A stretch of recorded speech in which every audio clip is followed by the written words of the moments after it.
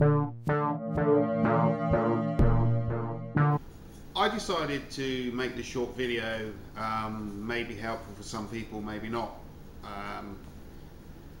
Bit about myself to give you a feel why I'm doing this video. I'm 58 years old this year. I'm a keen Harley Davidson motorcycle rider. I did own a 2003 Fat Boy up until quite recently. The reason I don't have it anymore is because I've just undergone knee surgery and had a replacement knee. And what I found after the surgery was I could ride the bike absolutely fine, but the weight of the bike, moving it around, putting it in and out of my garage, just generally pushing it around, was too much for me post my surgery on my knee. I don't want to give up riding, although I'm getting old, so I had to come up with an option. So I've sold my Harley Davidson Fat Boy, my dream bike. Really sad to see it go, but it's one of those things. So I took some time and had a look around, and I kind of want to keep riding. I like the cruiser style bikes, but I needed a lot lighter option. So you're probably saying to yourself, well, get yourself a sporty 1200 or something like that, a Sportster, a lot lighter than a Fat Boy, but you know, again, they're still heavy bikes. I have some other problems with back, knee, neck, so I wanted something light and I want to keep riding. So I've gone completely off of the Harley motorcycles. As much as I want a Harley Davidson, the weight of the bike's just too much for me. So I spent some time doing some research, had a look at a lot of other bikes. I looked at Kawasaki VNs, I've looked at some Suzuki Intruders, but everything seemed to have the radiator on the front, and I kind of think it ruins the look. So what I ultimately ended up doing was I found myself a Yamaha Dragstar. In America they call that the V-Star, so if you're American and watching this, it's a V-Star 650. So it's kind of slightly larger than a Sportster but smaller than a Softail, but it's very, very light. So really this video is just kind of gonna show you what I've done to the stock bike, because I don't like stock bikes, and that was the beauty of Harley Davidsons. You can get a Harley and no two Harleys look the same. So I was not prepared to ride around on a stock bike. So this is basically my video on what I've done to my Dragstar to make it look a little bit different. I hope you enjoy what I show. I've started to do some work on the bike, as you can see already. I'm just going to try and get the video up to speed with where I'm at. You can see from the bike pictures here that I have taken off the backrest, both of the seats, front and rear seats. I've removed the rear passenger foot pegs, and currently I have the side panels off and the front mudguard is off. I've started to prep and prepare the side panels for paint and also the front mudguard. This one I've just given a very, very light coat of red. I was just sort of trying to decide whether I like that colour or not. I think it will actually physically come out a bit darker than that when I do it. So my next job is I'm going to make up a template for a seat base.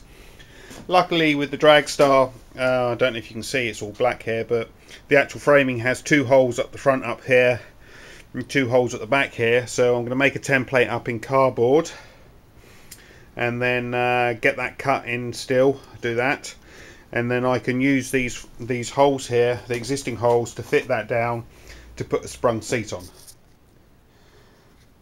So here's my cardboard template I've made. Just quite simple piece of flat cardboard, and I've measured out where the holes are, so when I cut this out of steel I can pre-drill the holes and then all I'd need to do is get that painted up and fit that in there. One thing I have thought about is obviously, although the bike hasn't got a radiator, like I said, I kind of like the Harley Indian look, no radiator. It does have a shaft drive over a chain, so I kind of want to lose that. So what I'm going to do is here is 2 bolts where the rear foot peg was. So I've made up a template, again a cardboard template. I'm going to fit this piece of metal here. I'm going to cut this in metal, and I think it would be a great place to hang a side bag on.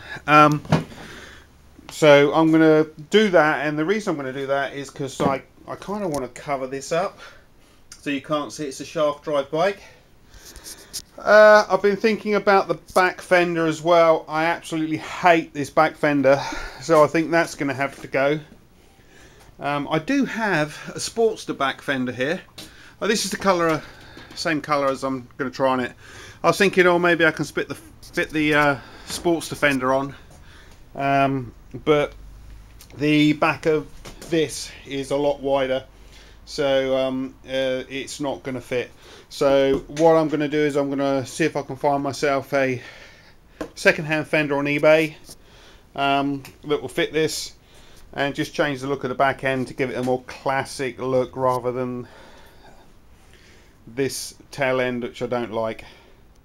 So what I've decided to do is this particular Dragstar, this Dragstar 650, they make 2 models. They make a classic and they make a custom. The custom version has a smaller front wheel and lighter front forks, and the classic kind of looks like a sort of a heritage but slightly smaller. So it has a smaller, fatter wheel, heavier front forks, and it has a different back fender. So let's have a look at the back fender. So here's my used classic back fender. Funny thing with this is I bought this in America. I looked around the UK on eBay for one of these, and the best I could do was about £150, and there's me thinking, well, that's a lot of money for a used fender. So I went on to ebay.com rather than .co.uk, and I found this in America. I think I paid £30 for it plus a shipping, so it cost about £50 in total to be shipped to England. So my next mission is to sort this out, rub this down, make this good, and get this painted up. So this morning I've spent about 2 hours adapting this rear fender to fit this bike, because obviously all the fittings are different. I've just hung it on the bike for the first time just to see how it's looking. I think that's looking pretty good. I mean, it's not bolted up tight, as you can see up the top here, but I think height wise, size wise, it's looking about as it should. So I'm happy with that. So I have the tank off now. I've just done that, and I've started to clean up the paintwork underneath the tank and the rocker covers. It's pretty dirty under here, but as I've got everything off, I'm going to give it a good clean up and do any touch-up parts that need doing. Started on the rear fender, done the primer, red oxide primer. I've got a couple of base coats of my final colour on. I'm going to leave that a couple of days to go hard, and then I'm going to rub that down with 1200 and give it a couple more coats, and then lacquer. And the tank, as you can see, I've just rubbed out a couple of dents in it. I know there's some runs there, but that'll go in a minute.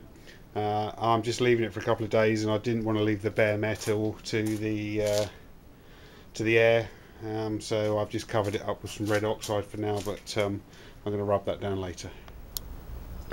Okay, let's have a little talk about paint before we go any further.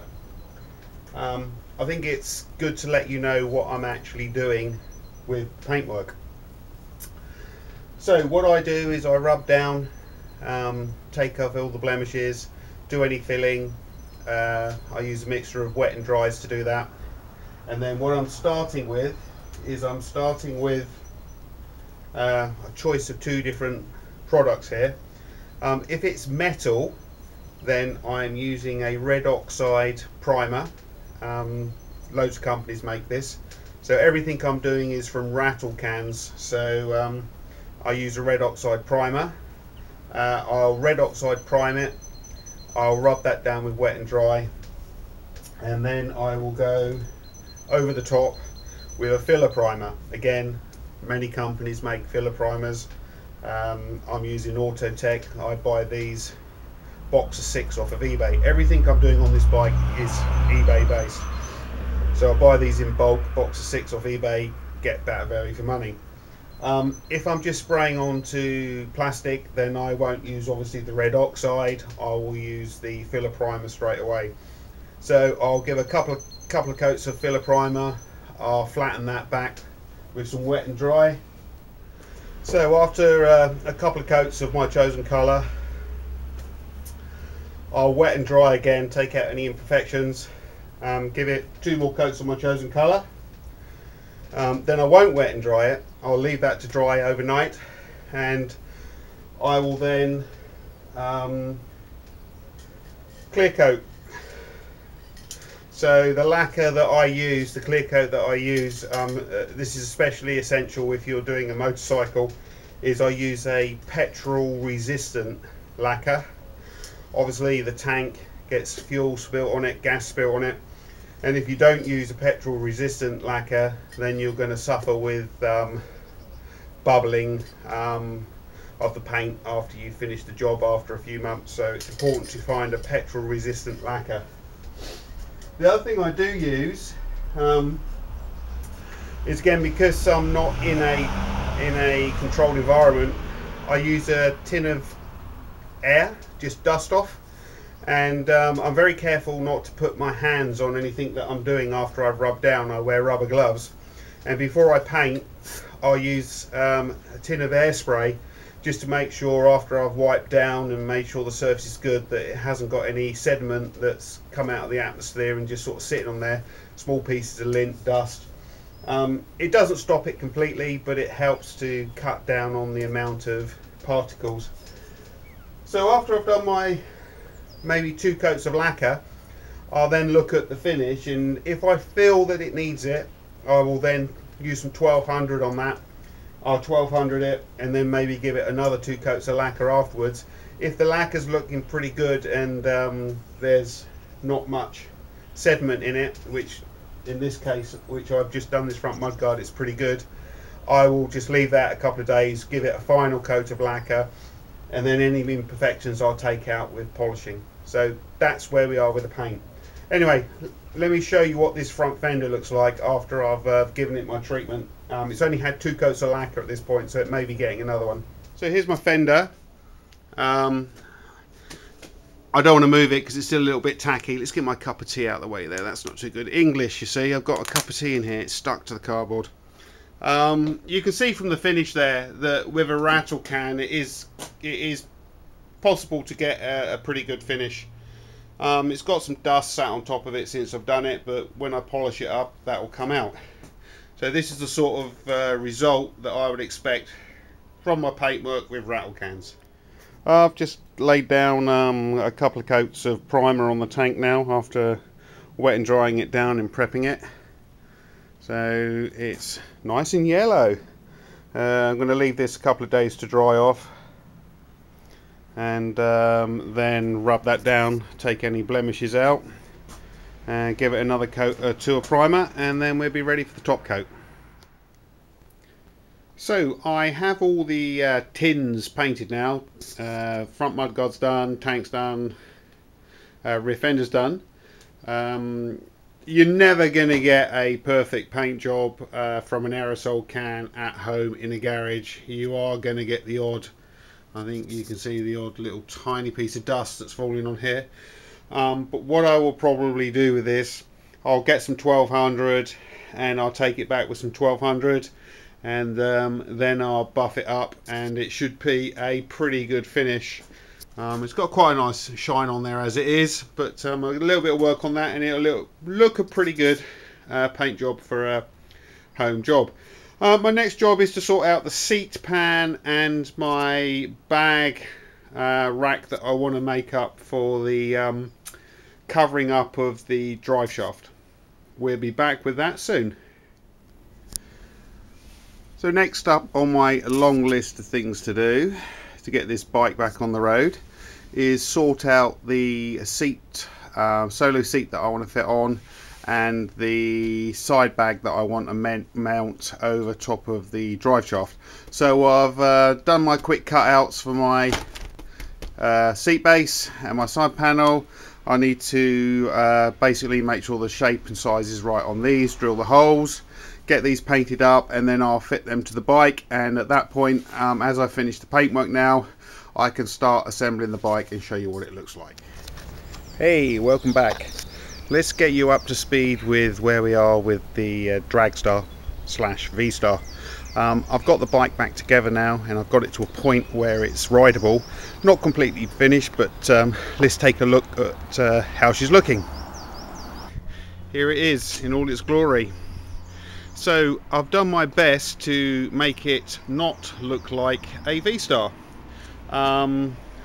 Paintwork, as you can see, has turned out pretty good. We have the rear fender on here, which is not off of this bike. Obviously it's off of a different bike. I am waiting for a new clutch housing cover there because the chrome's gone on that one. You can see my nice emblem. I'll tell you how I did this. This is a belt buckle. I used a belt buckle. Everything I've done to this bike has come off of eBay. The total cost to me to get this bike looking like this is about £350. You can see in there the seat base that I made up. Down here you can see I've got the side mounted saddle bag on there, again with the plate that I made up. I'm looking to get a white bag for that to match the seat. My nice Indian head decals that I got off of eBay again. The tassel covers, new mirrors. The Yamaha mirrors look very, very Japanese, so that was one of the first things I changed. So overall, I think it's turned out fairly well. And would you know that this is a Yamaha? I've done the normal that people do to these bikes to make it have a throaty sound down here. I've drilled out the exhaust pipes. I've added these little details to the rear indicators, the stars. These are just conchos available on eBay. The dummy filler over here on the left side of the tank, again just to kind of get you to look at it and think, well, hey, that's not a Yamaha. Yamahas don't have two fillers on the top of the tanks. So everything I've done to the bike is to take away from the Yamaha look and just to make you think.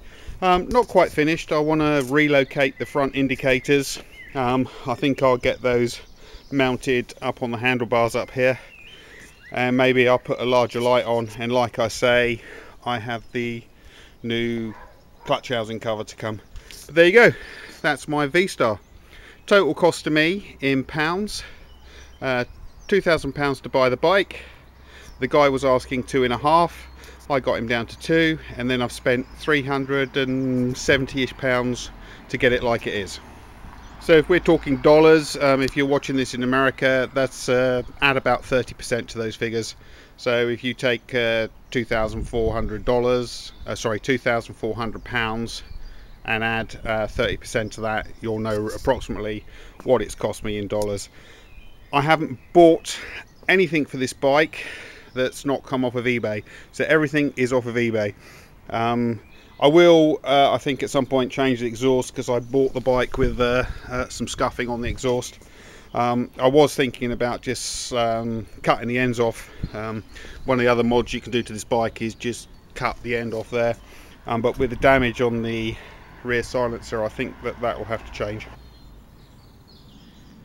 Okay, so that's it. If you have any questions or any comments, please leave them below. But I hope you enjoy looking at what I've done to this bike to make it look a little bit different. And I hope you'd agree that it does look a little bit different. Thank you very much for watching. it.